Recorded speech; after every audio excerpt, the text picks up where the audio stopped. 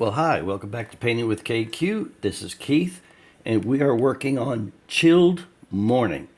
I was playing around while I was waiting for you to wake up, and now that we're together, we're going to add some details, some other players to this.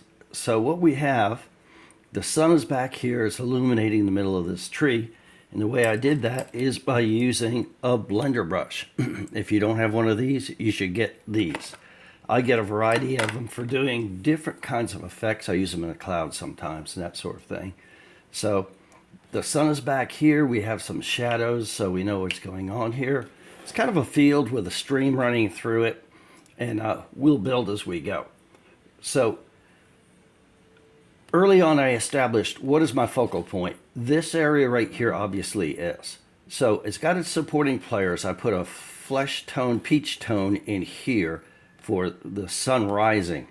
I'm going to call it a sunrise rather than a sunset. So back here, I kept kind of demure, very low types of details back here. So it would bring your eye into the foreground, midground, and the sky back here has enough interest as a winter sky to pull the eye in. So I have no detail, very little detail, and then we have more detail right here in the midground, and that's where we want the eye to go. The sun will pull back into the background as well as the clouds. So let's put another bush in. One of my basic philosophy, a tenet of mine and others, is that how do you know how much detail to put in? Well, I save the big detailing for my focal point here. This has a little bit of detail to it, but not that much. This has some detail because it's kind of in the foreground, bordering on the midground. But this for sure, I just took the time with a liner brush. And I went through and actually went through the steps, not quite done. I need to put a little more activity up here. But that's how I basically gauge how much detail. Almost none, some, a little bit. And then here, that's when I let go of the details and go ahead and go for it. So I have a little bit of paint here for highlights and carving in the pieces that we need. Only using a couple of brushes here at this particular time. You don't want to miss our next video because we'll be working on this piece. And I'm not sure what to call it yet. If you have an idea, let me know. But I basically just put colors in here, a few rocks, and what we're going to do is detail this out as well. So let's go. I want to put a bush in. Where does it go? Good question. I don't want to mess too much with this. I think I'm going to put it right here. I don't always stay with the tenet that you have to have odd numbers of bushes. There's two there. There's going to be a third. I've put in 4 trees, sometimes 4 bushes. Why? Because I go with nature. Does nature do it? Yeah. Sometimes you'll see four trees and bushes. Another little piece of information, especially if you're a beginner, is I don't start trees in a tree line at the very same place. This bush is here. I want to move this one back a little bit because normally in nature you wouldn't see things growing in a straight line. So I'm just going to throw this out there, and all I'm doing is taking black that's watered down a little bit. I want the base thicker than the top of these. And because we're going to put some other things in here, you don't have to kill yourself and make everything perfect. What I do want is this to be a little taller than the other bush. If you get your paint right, you can do this. It's all about how thick the paint is for the liner brush. And you see how I can pretty freely do whatever I want to do here. I like that bush. I mean, it's just a basic little bush.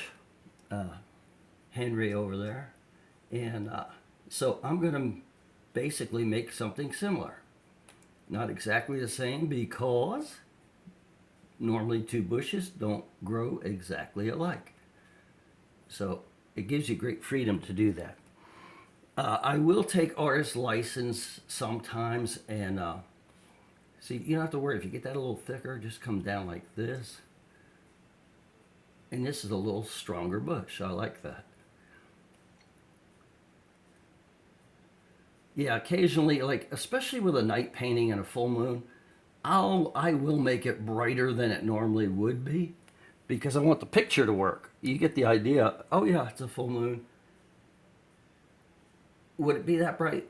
Some of my paintings, no, but I want the painting to work, and I like the idea of moonlight. So I'll go ahead and take artist license with that. You'll also notice, though, I did put some interest in here, is the shadows from the fence. Curving tree, and we'll have to add shadows to the bushes as well. Just put this little rock in, actually, because it was something on the canvas. I didn't know what it was. I said, okay, we'll make it a rock. And that's the beauty of this. We can pretty much make anything work. My old buddy used to call that a happy accident. And see, I'm just bringing these in. Now, if you want your bush or tree to look more full, cross the branches over like this. It gives you a fullness that otherwise you wouldn't have. Just go across it at a 45-degree angle. And again, this is just black that's thinned down with water because these are acrylic paints. Could do the same thing in oil. And for the longest time when I started, I was an oil painter, and then I went to mixed media. I did acrylics down, and then because of time constraints, I put the acrylics down, then I put the oils over it. The oils gave me the blendability, and the colors stay so true, whereas the acrylics tend to change, they get much darker, 2 shades or so. And I'm just having fun here with my 1-inch liner brush, and for me that works. That one bigger branch here, I like it, something a little different. So now I'm taking, with liner brushes, I don't leave them sitting in water and get all bent up. I just kind of clean them and muggle them right away so that they don't get bent out of shape. If you don't have these fine brushes, liners and that, I recommend you get some. I buy them whenever I see them on sale. Each one of these gives me something a little different. And since I like details, it works excellently for me. Gonna take just a basic fan brush that's been around for a while. Can you see it? Oh, there you go. Lost your eye, huh? So let's take this. I don't want bunches and bunches of paint in here. And I'll show you what I'm doing with that. So I've taken this watered down black, and then I'm checking it over here. That's about what I want. And I'm going to go into this bush, and I'm turning the brush around, just using one corner or another. And we're building. We're starting with just a little light something or other happening in there. And we're building on that. Then as the brush runs out of paint, what I'm doing is I'm coming to the outside to establish an edge like this. And it adds a surprising amount of detail. See that? Isn't that fun? That is a shortcut you can take. Now, if you want to take the time to paint each bit of that, you can. It's your painting.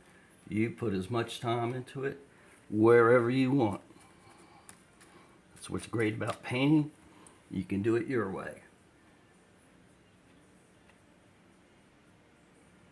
See, now I've established the parameters of that bush by doing this. Don't want to overdo it. I think for me that's good. And what I'm going to do to match them up a little is take a little more of that heavier paint into this one.